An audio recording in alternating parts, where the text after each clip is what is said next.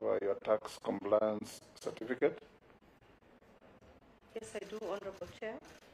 Do you have your higher education loans board clearance? Yes, I do. Do you have your clearance from the Ethics and Anti-Corruption Commission? Yes, I do. Do you have the certificate of good conduct from DCI? Yes, I do. Have you ever been charged in a court of law and convicted of any criminal offense? No, Mr. Chairman.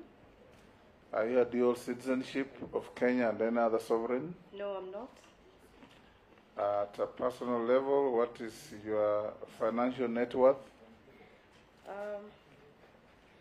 My financial net worth, as disclosed in Part 25, is 475,400,000, and this is comprised as follows: land and buildings at about 380.4, shares, stocks and deposits at about 89 million, agriculture in the form of largely commercial farming of trees at about 6 million, and motor vehicles, 4 motor vehicles, about 2 million, 3 million shillings.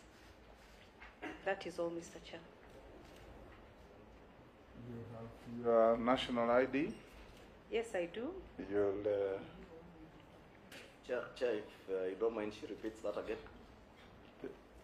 Can you tabulate your wealth again? Okay. It's 475,400,000, and this is comprised of land and buildings at about 380.4 million, shares, stocks and deposits at about 89 million, agriculture 6 million. I also own 4 vehicles. These are all in joint property. The 4 vehicles are valued at about 3-4 million. They're fairly old vehicles. They're not new. For the breakdown of the land and buildings, Chair. Pardon me? A breakdown of the land and buildings. Okay. So at the land and buildings, I own these properties in community of property. I am married, and these properties are in Nairobi, where we own some apartments and the home that we live in Nanyuki, Malindi. We also have an apartment in South Africa, in Johannesburg. Point of order, Chair. Yes. Chair, she has, in 25, she has put it as approximately 188,500,000. Now she's giving us different figures. So what should we believe now? What she has put on her, the CV we've got in front of us. Mercy, you just took a note to say nothing but the truth. Yes, I can clarify that. I'm Yes. surprised that that document was circulated, because what I had done is to initially provide it at 50% adjusted for debt, and subsequently, on speaking to my accountant, I was guided that based on the requirement for net worth, to provide information based on market realizable value.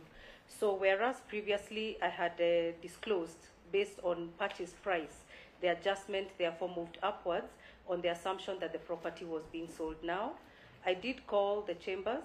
I indicated that I wished to make the adjustment, and I provided the adjusted document based on that information.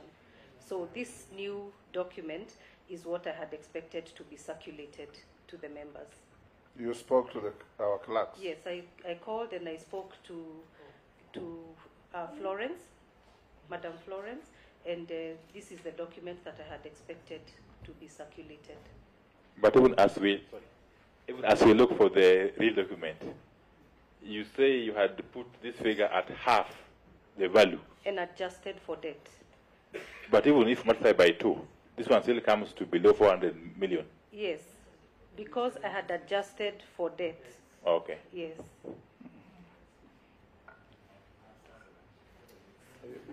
Yes, Daud. The figure 470 or whatever she's quoting, has it been adjusted for debt as well? Because that remains there. The liability is a liability. Yes. Even if you adjust for market price, Yes. have you already adjusted for the liability? So I was advised not to go to that level. Just give the market realizable value and that should be okay, because in the event that you sell something, then... Could you probably give us how much the liabilities are then? Oh, I see. So on account of land and buildings, we do hold quite an amount of significant debt in the region of about 70 million, but this has been paid over time. So when you factor that in, you're able to see how that adjustment comes down. Chair. Chair, you see. Chair. Yes. No, Chair, I thought this matter should have been very easier than this, because what she should have provided is her, what she owns, the market value minus her liabilities, and that's what is called net worth. Yes. So net worth here. So I don't know why she's turning this place to an accounting firm. I thought, like the other predecessor, like the other nominees who appeared before, you come with what you own. This is, I own 1 billion. There was even 4 billion here. So 4 billion. Then remove what you owe people, the banks and the SACCOs and everything. Then you say my net worth is 300 million shillings or 120 million. Exactly. Yes. Yes. Mercy, that's what I expect. You have 200 million Yes. in asset and cash. You have a mortgage of 50. So your net worth is 150. It's so simple. That's what this committee expects. You know that all those rigmaroles will not be very helpful. But Indeed. we'll make progress I'm guided. if we need further. They will ask you on your wealth when we open up. Okay. Yeah. In the course of this engagement, Mercy, this is not an adversarial engagement. I can see you're a lawyer, I'm sure you know what I mean. It's a conversation for this committee to assess your suitability to occupy a sensitive office called Secretary to the Cabinet, an office that is extremely sensitive in the operations of any country.